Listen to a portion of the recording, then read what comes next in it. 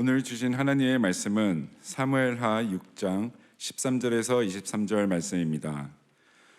여호와의 궤를 맨 사람들이 6걸음을 행하매 다윗이 소와 살찐 것으로 제사를 드리고 여호와 앞에서 힘을 다하여 춤을 추는데 때에 배 에봇을 입었더라. 다윗과 온 이스라엘 족속이 즐거이 부르며 나팔을 불고 여호와의 궤를 메어 오니라. 여호와의 궤가 다윗성으로 들어올 때에 사울의 딸 미갈이 창으로 내다보다가 다윗 왕이 여호와 앞에서 뛰놀며 춤추는 것을 보고 심중에 저를 업신여기니라. 여호와의 궤를 메고 들어가서 다윗이 위하여 진 장막 가운데 그 예비한 자리에 두매 다윗이 번제와 화목제를 여호와 앞에 드리니라. 다윗이 번제와 화목제 드리기를 마치고 만군의 여호와의 이름으로 백성에게 축복하고 모든 백성 곧 온 이스라엘 무리에 물원 남녀하고 떡 한 개와 고기 한 조각과 건포도 떡 한 덩이씩 나눠주매 모든 백성이 각기 집으로 돌아가니라. 다윗이 자기의 가족에게 축복하러 돌아오매 사울의 딸 미갈이 나와서 다윗을 맞으며 가로되 이스라엘 왕이 오늘날 어떻게 영화로우신지 방탕한 자가 염치 없이 자기의 몸을 드러내는 것처럼 오늘날 그 신복의 계집종의 눈앞에서 몸을 드러내셨도다. 다윗이 미갈에게 이르되 이는 여호와 앞에서 한 것이니니 저가 내 아비와 그 온 집을 버리시고 나를 택하사 나로 여호와의 백성 이스라엘의 주권자를 삼으셨으니 내가 여호와 앞에서 뛰놀리라. 내가 이보다 더 낮아져서 스스로 천하게 보일지라도 내가 말한 바 계집종에게는 내가 높임을 받으리라 한지라. 그러므로 사울의 딸 미갈이 죽는 날까지 자식이 없으니라. 아멘.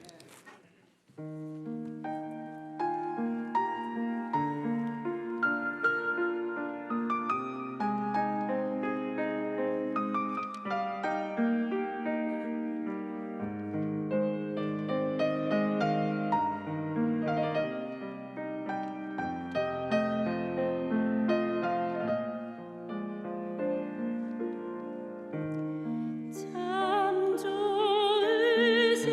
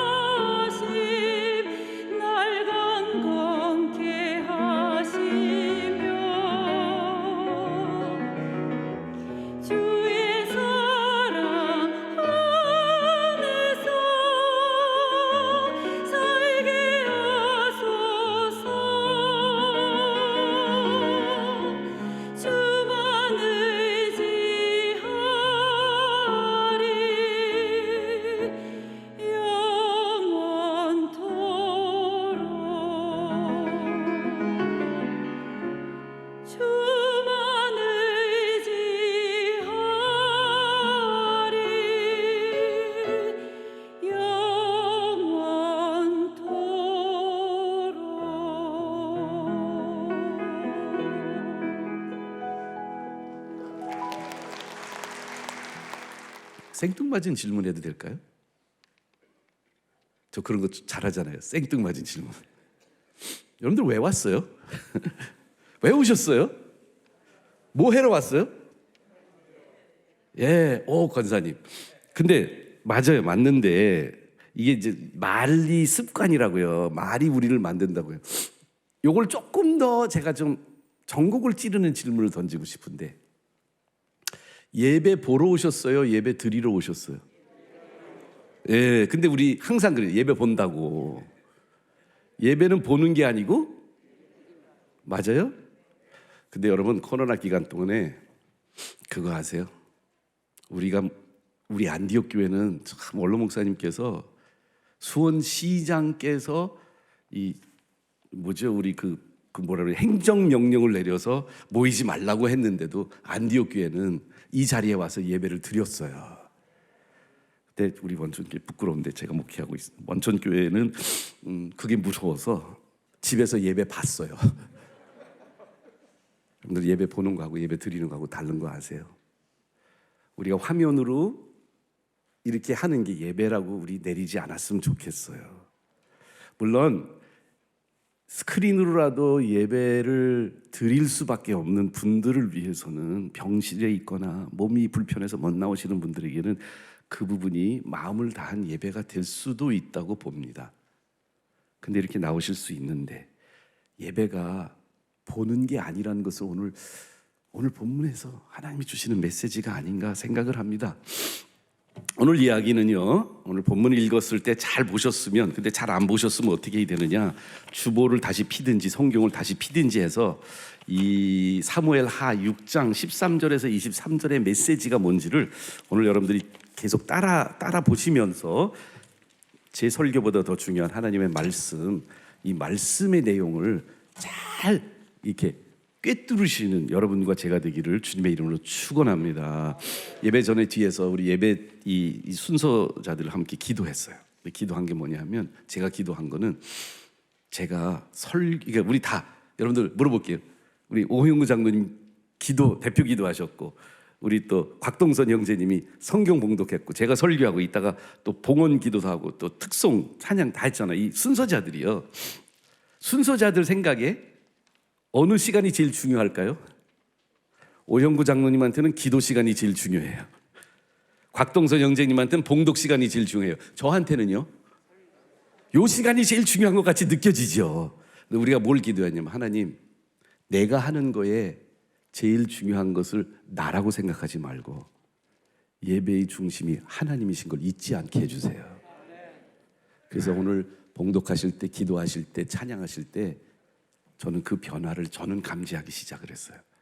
지금도 기도는 여러분들 이 시간이 김효셉 목사가 설교하는 시간이 아니라 하나님께서 당신의 마음을, 저를 통해서 이렇게 하나님 마음 보여주시고자 하시는 줄을 되도록 기도하는 가운데 말씀 전하고 있습니다. 눈은 떴지만 기도하고 있어요. 근데 오늘 이야기가 다윗이 여호와의 법궤를 사실 아비나답 집에 있던 법궤가 예루살렘으로 다윗이 수도로 만들고, 그 다음에 다윗이 자기 궁전을 진 이 예루살렘으로 법궤를 가지고 오고 있어요. 자, 참고로 구약 시대에는 법궤가 이스라엘 민족이 애굽을 나와서 광야 가운데에 있을 때에 모세를 통해서 하나님이 이 십계명을 주셨어요. 돌판에다가 하나님 말씀 10가지를 새겨가지고 모세가 갖고 와서 하나님의 언약궤, 법궤, 언약궤, 율법궤 이렇게 말하는데, 여기 하나님 말씀이 말씀이 있는 궤를 만들어요. 상자를 만들어서 그것을 성막, 하나님의 명령대로 이스라엘 민족이 하나님이 거기서 만나줄 거다라고 약속하신 그 성막을 짓는데요. 털로 만든 실로 짠 성막을 만드는데, 성막이 성소와 지성소로 나눠져요. 근데 제일 거룩한 곳이 어디였어요? 지성소. 그리고 지성소의 제일 중요한 물건이 하나밖에 없었어요. 뭐였죠? 언약궤. 언약궤가 그 속죄소라고 해서 mercy seat라고 해서 그룹 천사 둘이 이렇게 날개를 이렇게 펼쳐 있고 그 위에가 속죄소고 그 밑에 법궤 안에는 율법이 들어 있었는데 이게 뭘 상징하느냐? 하나님의 임재를 상징했어요. 구약 성경 읽으면 내가 그곳에서 너희를 만나 내 마음을 전하리라. 한마디로 예배의 중심은 언약궤였거든요. 이 언약궤를 아비나답 집에 있었는데 그것을 예루살렘으로 가져오는 과정의 스토리가 배경 이야기입니다. 이 예루살렘에 들어왔을 때 오늘 본문의 이야기는 거기서부터 시작이 되는데요. 여기 이제 등장인물 2명이 나옵니다. 오늘 이야기 속에 마치 드라마를 보시면 주인공이 있고 주연이 있고 조연이 있잖아요. 그래서 제일 중심의 이 주인공, 이 스토리의 주인공 지금 누구죠? 다윗이죠. 다윗이 법궤 앞에서, 맨 앞에서 이 법궤를 짊어지고 들어오고 있는 그 행렬의 제일 앞에 다윗이 뭐 하고 있어요? 지금 춤추고 있어요. 여러분들 웃으시는데 제가 오늘 다윗처럼 되려고 되게 노력해요. 왜 춤을 추고 있었을까? 왜 춤을 추고 있었을까? 하나님의 임재가 자신의 삶 속에 들어오는 것이 너무 감격하고 감동돼서 춤추고 있습니다. 우리 춤추는 예배자의 모습 보기 전에 근데 그렇게 들어오고 있는데 집이 2층 집이었던 것 같아요. 집의 창문에서부터 이 망대 같은 이 높은 곳에서부터 창문에서 다윗이 그렇게 앞에서 춤추고 예배드리는 모습을 바라보고 있는 사람이 있었습니다. 조연입니다. 누구죠? 미갈이에요. 미갈은 누구냐면 다윗의 사울의 딸이고요. 왕족이고요. 사울의 딸이고 다윗의 아내예요. 근데 저의 이 첫 번째 포인트 여러분들 주보에 보면 저는 여기서 미갈이 이렇게 하고 있다고 봐요. 이렇게 팔짱 끼고 쳐다보고 있는 거야. 아이고 꼴 사납네 참. 아휴 저것도 왕이라고 저러고 있으니 내가 참 아휴 진짜 체면 구기긴 되게 구겼네. 뭐 저렇게 춤추고 있어? 저게 어디 왕이야? 팔짱 낀 예배자예요. 오늘 미갈의 이야기를 여러분들하고 생각하고 싶습니다. 왜 미갈은 팔짱 낀 예배자로 예배드리고 있었을까요? 예배를 안 드리고 있었죠. 사실 예배 보고 있었어. 죄송해요. 우리 전에 저 4층에서 예배 드릴 때는 안 그런데요. 여기 오니까 약간 미갈처럼 예배 드리기 좋은 위치들이 있더라고요. 저 위에요. 강대상도 그냥 내려다봐. 죄송해요. 여러분들 거기 그냥 어쩌다 앉았는데 다음부터는 요 밑으로 좀 내려오세요. 물론 뒤에 앉아도 상관은 없지만 제가 얘기 드리고 싶은 것이 있어요. 예배 잘 드릴 수 있게 이렇게 예배실을 만들어 놨는데 우리도 모르게 어느덧 나도 예배를 보는 사람이 돼가고 있어요. 이 미갈처럼 말이에요. 팔짱 끼고 관망하는 자세로 예배를 임하는 나의 모습을 봅니다. 여러분들 이 법궤를 다윗이 가지고 있는데 여기 여러분들 이제 우리가 안 읽었긴 했지만 6장 1절을 보면 다윗이 이스라엘에서 뽑은 무리 3만 명을 모아서 법궤를 가지러 갑니다. 그러니까 최소한 이 지금 법궤를 다윗이 맨 앞에서 춤추고 법궤가 가고 춤추고 사람들이 따라오는데 3만 명 이상이 지금 나간 거예요. 예루살렘에서 3만 명이 나갔어요. 여러분들 수원 시민 3만 명이 지금 만약에 여기 예배 장소로 이렇게 오고 있다고 그러면 상상이 되겠죠. 근데 미갈은 나가질 않았어. 남편은 나가서 지금 법궤가 오는데 사람들이 다 따라 나왔는데 미갈은 안 나갔어요. 미갈은 자신의 높은 탑 위에서 내려다보고 있습니다. 나의 예배의 모습이 지금 미갈이 되고 있지 않는지 한번 생각해 보세요. 언제 우리는 미갈처럼 예배드리는 사람이 되는가?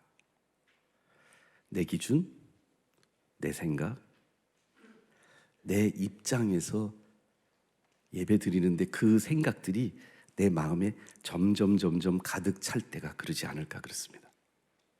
사실은요, 대부분 예배를 드리는 우리들이 예배자가 아니라 관객, 어리언스로 예배 드리는 경우가 많은 것 같아요.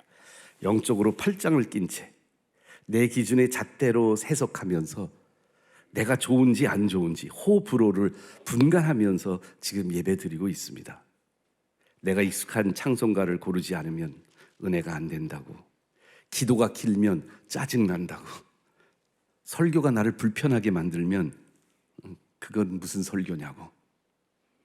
예배 후에 집에 가면서 자동차 안에서 예배 댓글 달고 있어. 오늘은 좀 그랬지. 그리고 씹혀요. 저가 씹히는 건 문제가 안 되는데 예배가 내 기준과 잣대로 인해서 평가되고 있어요. 발코니에서 미갈이 내려다보고 있는 다른 사람들이 하나님 앞에서 기뻐 견딜 수 없어 춤추고 있는 이 모습 속에서 미갈은 마음속에 비평하는 마음, 멸시하는 마음, 핀잔 주는 마음으로 예배드리고 있어요. 제가 그렇게 예배드린 적이 한두 번이 아니에요. 우리는 어떤 예배를 드리고 있습니까? 어떤 예배를 보고 있습니까? 혹시 팔짱 낀 예배자는 아닌가 한번 생각해 보세요.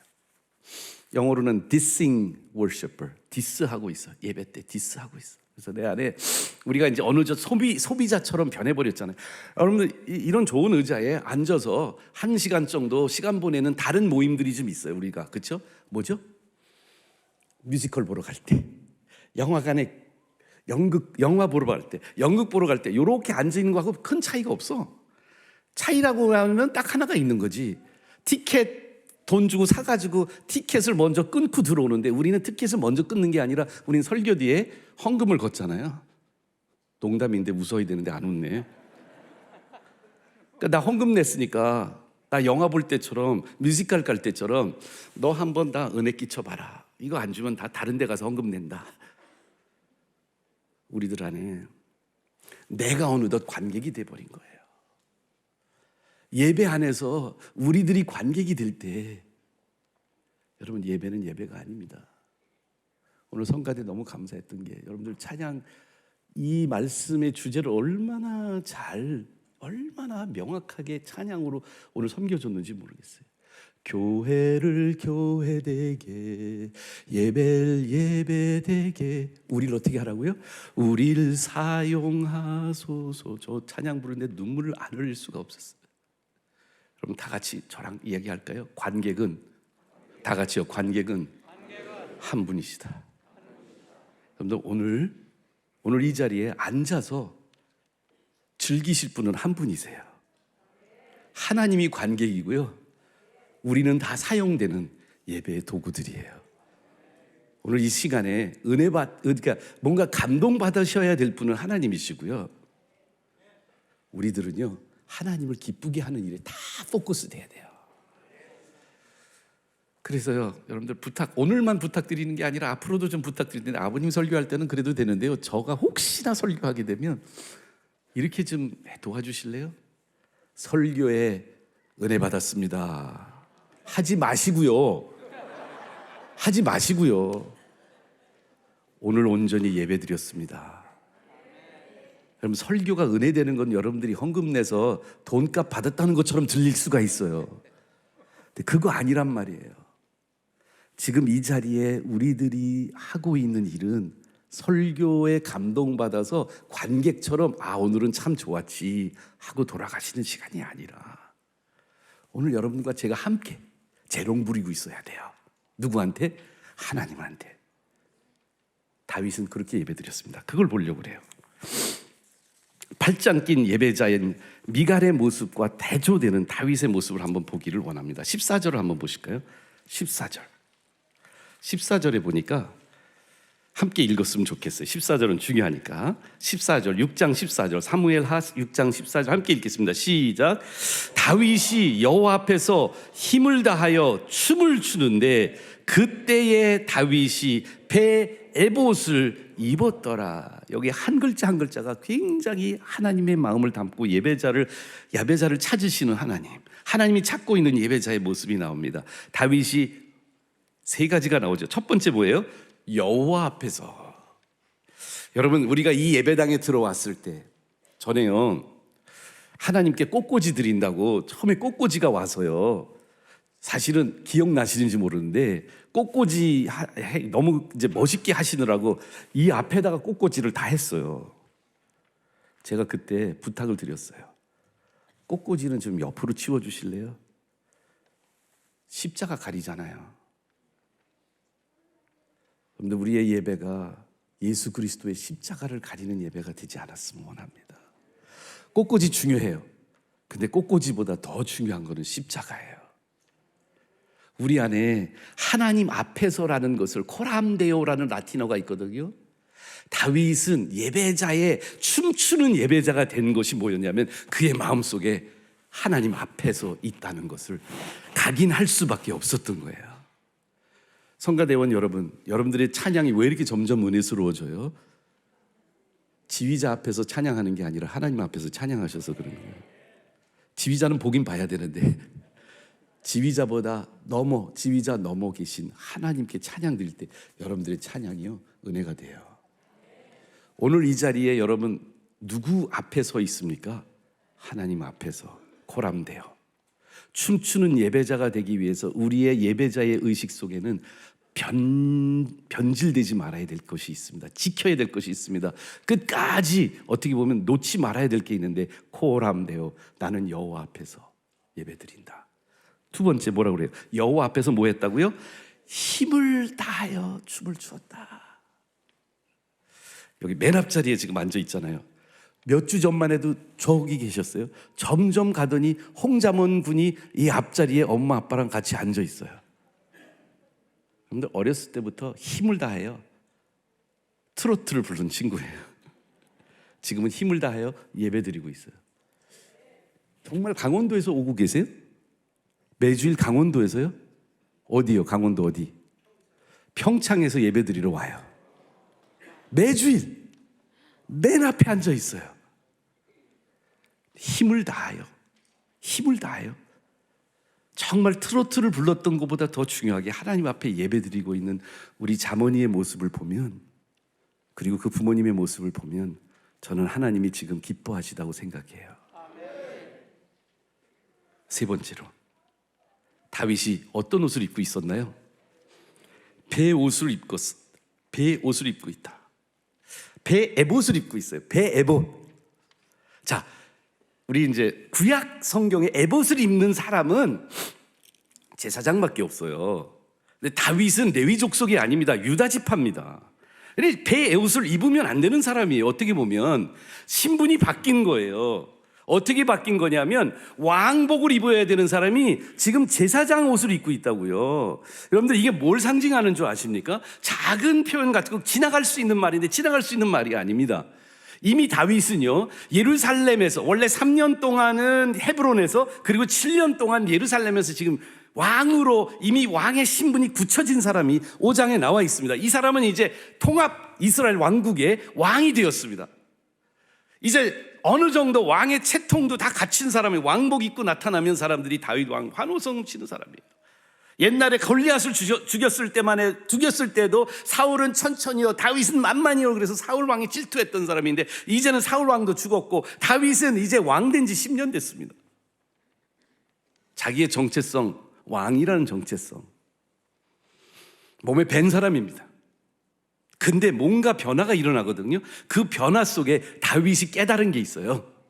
여러분과 저에게 하나님 앞에서 코람데오 힘을 다하여 춤을 추면서 하나님께 예배드리는 자가 되면 우리들 안에 바뀌는 게 있다고요. 제가 바뀌어야 됩니다.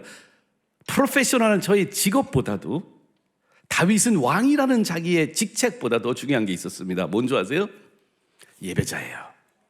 그래서 제사장이 입는 배 에봇을 입게 됩니다. 여러분은 다윗은 왕이었습니다. 그리고 왕이었다가 어쩌다 예배드리던 사람이 이제는 바뀌었어요. 예배자이고 어쩌다 왕 된 사람이에요. 그럼 그 변화가 뭔지 아시겠어요?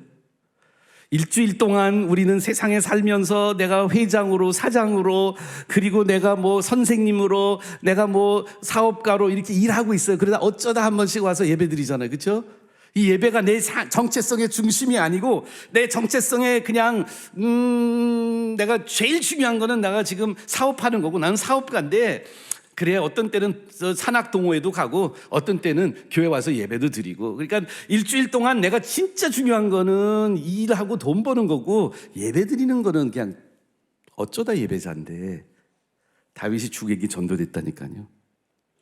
이제는 자기가 왕이기 전에 왕의 신분과 정체성보다 더 중요한 거 배 에봇을 입으면서 하나님 앞에서 나 이제 나는 하나님 예배자이고요. 어쩌다 왕도 할게요. 그런데 나의 중심은 예배입니다. 나는 예배하는 사람이 정체성을 가장 중요하게 여기겠습니다. 여러분의 정체성에는 무엇일까요?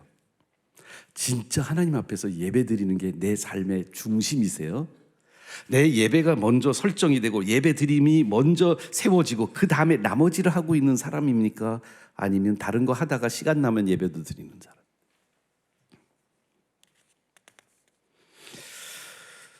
마지막으로 다윗의 예배의 모습을 보게 되면 이 예배 스토리 속에 나오는 게 하나 있는데요. 다윗이요 19절, 18절부터요. 이 사실은 더 전에 보면 13절인가 12절부터 나오긴 하는데 13절에 보면 오늘 본문 시작에 보면 여호와의 궤를 맨 사람들이 6걸음을 가늘 때 여기 다윗이 나오죠. 다윗이 소와 살찐 송아지로 제사를 드리고 그 다음에 이제 우리가 읽은 14절 있고 그 다음에 19절 보세요. 18절 다윗이 번제와 화목제 드리기를 마치고 만군의 여호와의 이름으로 백성에게 축복하고 모든 백성 곧 온 이스라엘 무리에게 남녀를 막론하고 떡 한 개, 고기 한 조각, 건포도 떡 한 덩이씩을 나누어 주매 모든 백성이 각각 집으로 돌아가니라. 진짜 예배, 하나님 앞에서 체면 구겨가면서까지 나 정신 빠져서 하나님만 경배하고 예배드리는 우리 안에 예배자의 정체성이 회복된다면, 춤추는 예배자의 정체성이 회복이 되는 사람들의 특징 중에 뭐냐면 되게 제너러스해져요. 인심이 후해져요. 막 나눠주지 않을 수가 없어요. 예배에 아까운 게 없는 거예요. 지금 안 계시니까 말씀드릴게요. 우리 아버지가요 보통 구두쇠가 아니에요. 얼마나 구두쇠냐면 저 용돈 안 주시려고 초등학교 3학년 때부터 깨끼 장사 시키셨어요. 돈 되게 안 쓰시는 분이에요. 아니 저는 존경해요. 여러분들 디스하는 거 아니에요. 근데 존경하는데 그 밑에서 산다는 거는 조금 좀 억울한 면이 없지 않아 있어요. 그래서 제가 3학년 때부터 용돈 안 주셨으니까 되게 또 당신한테도 얼마나 인색한지 몰라요. 아버님이요, 지금 정도면 비즈니스 클래스도 탈 수 있잖아요. 그렇죠? 한 번도 돈 내고 비즈니스 클래스, 퍼스트 클래스 비행기 사신 적이 없어요. 다 이코노미 사세요. 물론 대한항공 사장님을 잘 아셔서 업그레이드도 받으시고 그러시지만 당신 돈으로는 비즈니스 클래스 한 번도 안 사시는 거예요. 그런데요, 제가 대학교 때 아버님이 미국으로 오셨어요. 근데 내가 이제 이 코드가 뭐냐면 아버지는 돈 안 쓰고 나한테 용돈 안 주시는 분이다. 이게 이제 딱 밝혀 있는데 아버지가 어느 날 집회를 하시고 나서 다음날 한국 가셔야 되는데 저한테 차가 있으니까 요새봐 우리 백화점 가자. 그래서 아니 아버지 언제 백화점 가세요? 꼭 가야 된대요. 그래서 왜요 아버지가? 시간이 없어가지고 그 선물, 어머니 선물 살 시간이 없었다는 거예요. 그래서 백화점에 갔더니 아버님이 그 여자 화장품 가게 가서 에스티 라우다 나이트 리페어 밤에 이게 도로만 공사하는 줄 알았더니 여자들이 얼굴도 공사하나 봐요. 그 나이트 리페어 밤에 공사한다 이런 의미예요. 에스티 라우다 어머 200불이야. 이게 80년대 초거든요. 200불이면 저 3달 쓸 수 있는 돈이에요. 용돈으로. 근데 아버지가 작은 것도 있는데 제일 큰 거 달라고 그래. 그래가지고 200불 내가지고 그거 사는 거 보고 제가 아니 왜 아버지 그러세요? 그랬더니 네 엄마한테는 돈이 안 아깝다 이러시는 거예요. 아니 나한테는 용돈도 안 주시고. 근데 여러분 사랑에 빠지면 돈 아까운지 몰라요. 하나님의 은혜에 감격하면 후해져요. 하나님한테 드리는 제물도 새 6걸음 가다가 소하고 송아지 한 마리씩 드리고요. 그리고 예배 다 드리고 나서 인심 쓰는 거 보셨어요? 떡, 고기, 건포도를 오는 사람들한테 3만 명 넘는 사람들한테 자기 돈 털어가지고 다 사주는 거예요. 이 예배에 은혜 받으시고 남전도회, 여전도회, 권사회, 장로회 우리 이제 식당이 없잖아요. 떡 드리는데 어떤 분들은 떡을 이렇게 꼽을 쳐서 더 가져가는 사람도 있어. 근데 어떤 분은 예배 마치면 다른 분들한테 너무 감격해서 내가 밥 사줄게. 그리고 가서 식사를 이렇게 드리는데 그 제너러시티가 어디서 나왔을까 생각하면 하나님께 예배 드리는 그 감격받은 사람들은 그 감격 안에서 남한테까지도 그 축복의 통로가 되고 나눠줄 수밖에 없는 사람이 되는 거예요. 춤추는 예배자 다윗의 모습이에요. 미갈한테 가서 또 축복하려고 자녀들하고 아내한테 축복하려고 갔는데 미갈은 거기서 팔짱 낀 예배자로 이렇게 하고 있잖아요.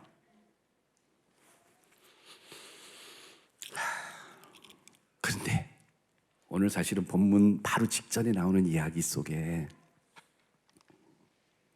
이렇게 다윗이 춤추는 예배자로, 그 전까지는 아니었거든요. 6장에 와서 춤추는 예배자로 변하게 된 원인을 알잖아요. 오늘 이 설교 듣고 아 그래 나도 이렇게 해야지 하고 여러분들 마음만 먹으시면 그런 예배자 안 되십니다. 제가 보장해 드릴게요. 저 이거 알고 있거든요. 오랫동안 알았던 내용이거든요. 안다고 변하지 않아요. 그럼 어떻게 다윗이 진짜 변했을까? 그 전에 나와요. 이 스토리를 잘 보셔야 되는데요. 제가 아미나답 집에 있던 하나님의 법궤, 하나님의 임재, 하나님의 함께하심, 하나님이 내 삶 속에 임재하는 것을 체험하게 하는 하나님이 그 도구로 사용했던 법궤를 아미나답 집에서 가지고 오다가 법궤를 가지고 오다가 두 번의 사건이 일어나고 있습니다. 투 무브먼트가 있어요. 다윗이 춤추는 예배자가 되었던 이유가 있는데요. 앞부분을 좀 보셔야 되거든요. 그거는 성경에 주보에는 없어서 제가 예배의 중심이 뭐냐. 여러분들 이 예배의 중심은요. 이 교차로에 있거든요. 이게 뭐죠? 십자가잖아요. 이 십자가의 중심에 예배가 일어나는데요. 이 십자가가 뭘 상징하느냐. 요 가운데점 십자가가 있으면 거기 가운데를 저는 예배의 중심이라고 생각해요. 예배의 중심 때문에 다윗이 변하게 된 원동력이 됩니다. 그 예배의 중심이 뭐냐? 법궤를 가지고 오는데 두 사건이 일어나요. 첫 번째 사건은 법궤가 아미나답 집에서 나오는데 아미나답에게는 아들이 둘이 있었습니다. 아효와 웃사라고 아들이 있었어요. 이 아들 둘이 법궤가 자기 집에서 몇 년 동안 있으니까 나오다가 이 법궤를 이동하는 과정 속에서 엄청난 일이 일어나요. 웃사가 죽어요. 웃사는 아비나답의 아들입니다. 그런데 이 법궤를 옮길 때 법궤를 소들이 끄는 그 마차에다가 올려놓고요. 그리고 그 법궤를 가지고 이제 이 두 아들이 양쪽에서 이제 법궤를 이렇게 어떻게 보면 이제 잘 보호한다는 마음으로 가지고 가다가 소가 좀 덜커덩거리니까 법궤가 띠뚱거렸어요. 그래서 웃사가 손을 딱 댔어요. 웃사가 손을 대는 순간 하나님이 진노하셔서 죽여요. 그 자리에서. 그런데 그 다윗이 그것 때문에 이렇게 읽어드릴게요. 6장 7절에 여호와 하나님이 웃사가 잘못함으로 말미암아 진노하사 그를 그곳에서 치시니 그가 거기 하나님 교회 곁에서 죽으니라. 여호와께서 웃사를 치심으로 다윗이 분하여 그곳을 베레스 웃사라고 부르니 그 이름이 오늘까지 이르니라. 다윗이 그날에 여호와를 두려워하여 이르되 여호와의 궤가 어찌 내게 오리요 하고 다윗이 여호와의 궤를 옮겨 다윗성 자기 집에 메어오기를 즐겨하지 아니하고 가드 사람 오벳 에돔 집으로 메어가니라. 여러분들 우리가 예배를 드리러 이렇게 나오다가요, 몇 년 동안 들이셨는지 모르겠어요. 5년 드린 사람, 10년 드린 사람, 15년, 저처럼 거의 60평생 예배당 매주일 안 빠지고 나온 이런 모태신앙도 있을 거예요. 근데 여러분 이렇게 그냥 계속 나오시는데 다윗은 중요한 것을 깨닫습니다. 웃사가 죽는 순간이요, 놀랍니다. 그런데 여기서 시간이 많으면 제가 아주 자세하게 신학적으로 이게 왜 그런지 설명을 드리겠는데 핵심은 뭐냐 하면요, 웃사의 마음이 우리들의 마음이에요. 궤가 자기 집에서 어렸을 때부터 있었잖아요. 궤는 하나님의 임재를 상징하는데 그 임재의 상징이 너무 familiar, 익숙해진 거예요. 근데 미국 속담에 familiarity breeds contempt라는 말이 있어요. 익숙하면 contempt, 모독이 생겨요. 신성 모독이. 너무 익숙한 게 문제예요. 이해가 되세요? 무슨 얘기인지? 하나님 말씀을 유권 해석해버렸어. 하나님이 일찍부터 이스라엘 민족한테 법궤를 옮길 때 어떻게 하라고 레위기, 출애굽기 이런 데 다 기록하셨거든요. 법궤는요, 절대로 만지면 안 돼요. 법궤는요, 제사장만 옮길 수 있어요. 정해진 날짜, 정해진 곳에서 정해진 방법으로 옮겨야 되는데, 이 법궤의 고리가 4개가 있어요. 금고리가. 거기에 금으로 된 이 막대를 꽂아가지고, 금을 포장된 막대를 꽂아가지고 제사장들만 옮길 수 있고 덮어야 돼요. 보면 안 돼요. 그런데 어떻게 했다고요? 수레에다 실었어요. 그리고 어떻게 했어요? 그 수레가 띠뚱거니까 웃사가 아무 생각 없이 그냥 지가 손 댄 거예요. 자, 어떻게 해석하든 그 부분에 대해서 다윗은 견딜 수 없었어요. 그 자리에서 웃사가 죽는 순간 그는 법궤 가져오는 걸 멈췄습니다. 왜요? 이게 십자가의 첫 번째, 예배의 중심을 회복하는 첫 번째예요. 다윗은 자기 기대보다 더 거룩한 하나님 앞에 맞닥뜨린 거예요. 우리들 다 하나님에 대한 일정한 생각을 갖고 오세요. 하나님은 아주 신사적인 할아버지 같은 생각을 가지고 올 수 있어요. 하나님은 지니 같은 분이야. 요술 램프 비비면 나한테 뭔가 원하는 거 주는 분이야. 이런 생각을 가지고 하나님을 자기 생각의 각도, 자기 색안경 끼고 하나님 보고 오다가 이 하나님의 임재를 자기 삶 속에 들여오는 예배를 드리려고 하는데 그 순간에 웃사가 죽는 모습을 보는 순간 다윗의 마음속에 깨달음이 생긴 거예요. 놀랍고 분하고 견딜 수 없는 깨달음이 있었는데 뭐냐면 자신이 생각했던 것보다 훨씬 더 거룩하신 하나님, 접근하기 어려운 하나님을 맞닥뜨린 거예요. 여러분, 우리의 예배의 회복은요, 내 의지나 내 생각으로 이루어지는 게 아니라요, 하나님이 하나님 되실 때 일어나거든요. 근데 그 하나님은 엄청나게 거룩하신 분이에요. 이사야서 6장을 보세요. 이사야 선지자가 하나님을 경배하고 예배하고 변하는 과정 속에 그 제단의 숯불이 자기의 입술을 지져달라고, 자기는 오호라 죄인이라는 것을 깨닫고요, 내가 생각한 것보다 하나님 더 거룩하시네. 오늘 여러분들, 우리들 안에는 아직 나 괜찮아, 나 같은 사람, 하나님이 내 예배 받으시는 거, 그 하나님이 좀 고마워하셔야 될걸. 나 같은 사람이 말이야, 나한테 너무 취해서 그리고 나는 괜찮은 사람인데 라는 착각 속에 하나님의 거룩하심을 망각한 여러분과 제가 아닌지 모르겠어요. He is more holy than we expect. 우리가 생각하고 상상하는 것보다도 더 놀라우신 하나님을 웃사의 죽음을 통해서 다윗이 발견한다니까요. 그래서 법궤 멈춰. 그리고 그 법궤가 어디 갔어요? 오벳 에덴 집에 들어갔거든요.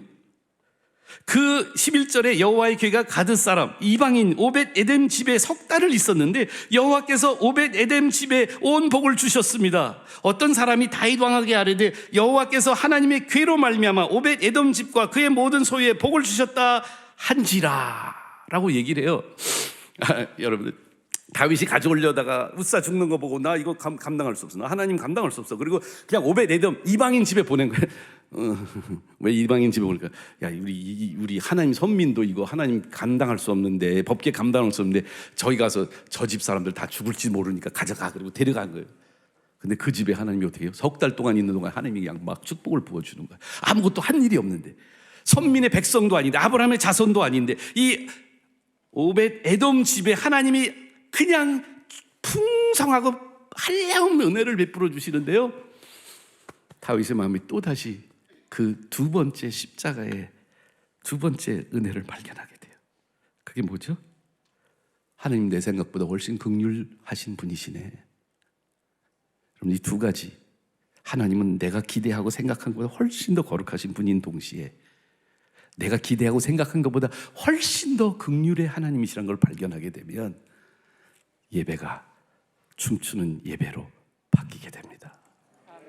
왜냐하면요, 여러분과 저 다 하나님 앞에서 절대로 자격 없고 받아줄 수 없는 철저하게 타락한 죄인이라는 모습을 발견하는데, 나의 죄성을 하나님의 거룩하심 앞에서 내가 발견하고 느끼고, 하나님 나 같은 사람 어떻게 하나님, 그렇게 생각하는 순간에, 그런데 하나님 당신의 아들이 그 죄를 다 용서해 주셔서 이제는 독생자였는데 그 독생자를 나를 위해서, 내 죄를 위해서 주셨으니 그 독생자를 버리시고 나를 아들 삼아 주셨어. 하나님 앞에 설 수 없는 사람, 하나님 앞에 감히, 우리 아내나 아이들은 알아요. 아빠가 자격 없는 죄인이라는 것을요. 근데 그 하나님이 아들 주셔서 아들 삼아 주신, 나를 아들 만들어 주셨다는 기대를 넘치는 긍휼에 내가 춤추는 예배자로 바뀔 수밖에 없는 거예요. 예배의 중심은 내가 생각한 하나님보다 훨씬 더 거룩하신 분, 내가 기대했던 것보다 훨씬 더 긍휼하신 분, 그 중심이 회복되는 사람들이 춤추는 예배자가 되는 믿으시기를 주님의 이름으로 축원합니다.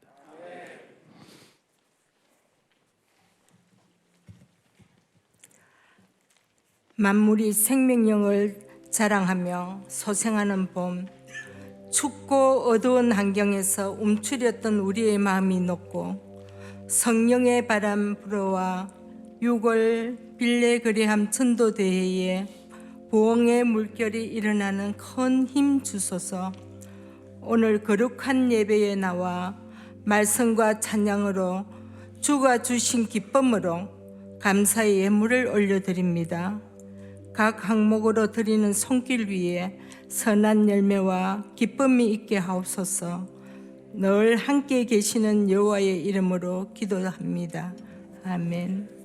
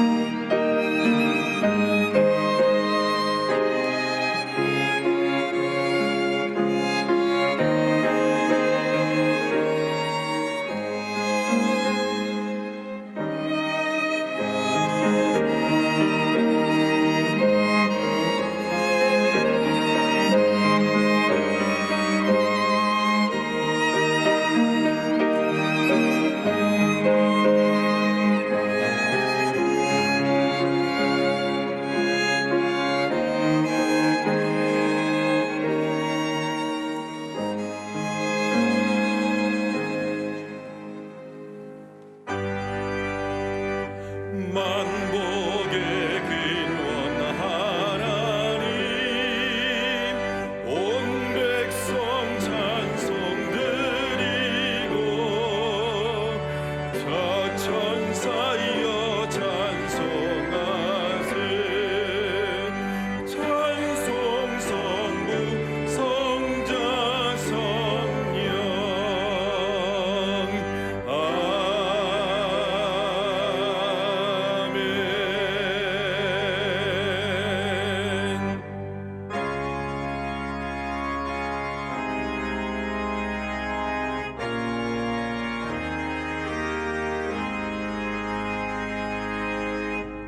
내